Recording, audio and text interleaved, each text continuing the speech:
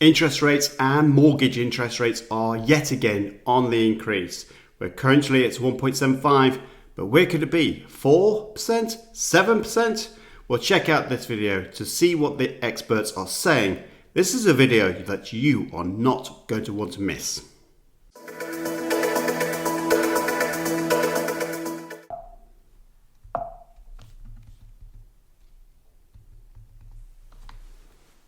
Hi everyone, my name is Simon Mishevich from Optimize Accountants, and in this video we're going to be talking about interest rates and mortgage interest rates as well. Now, as you're probably aware, the mortgage interest rates are going to be aligned with the Bank of England interest rates. However, there are nuances between each bank, so make sure that you use a very good mortgage broker and establish the facts before you apply for a mortgage. That is, if you are buying a home or refinancing. One big thing for you to think about is fixing the mortgage interest rates. If interest rates are going up from 1.75, which is the Bank of England interest rates, and interest rates on mortgages tends to be 2.5% more, then you should expect mortgage interest rates to go up even higher. So what do you do about that? Simply put, you have to fix those mortgages and make sure that you don't have an issue in next 2-3 years when we think about, well, what will the Bank of England interest rates be?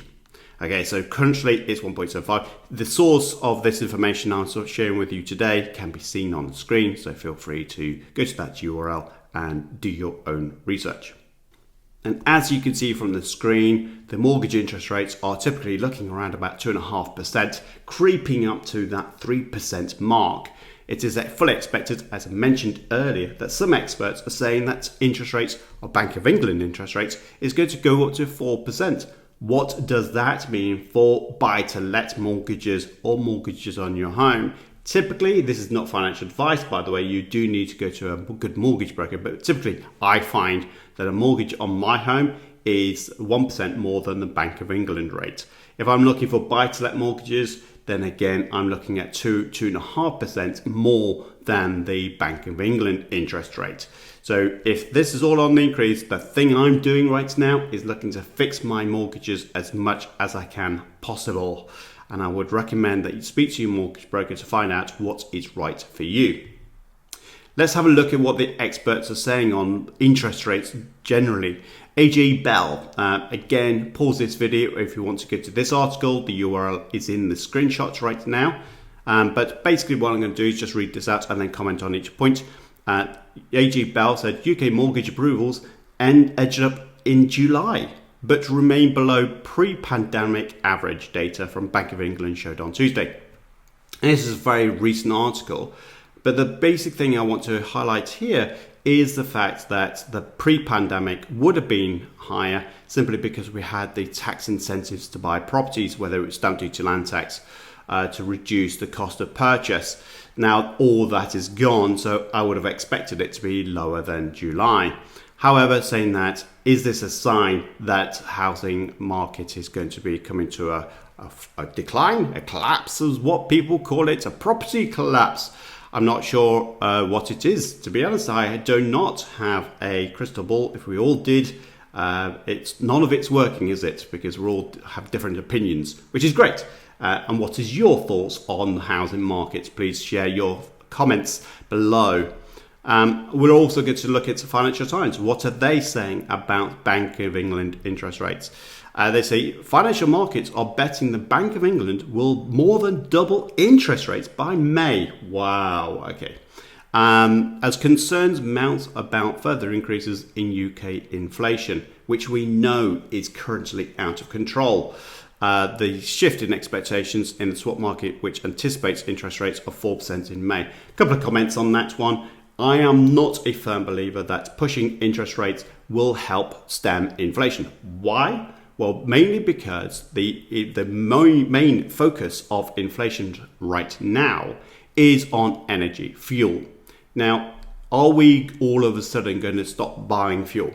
It's not as though you're going to be buying TVs, videos and gadgets for your home luxury items. These are necessary stuff. Food is another one that's pushing inflation really high currently.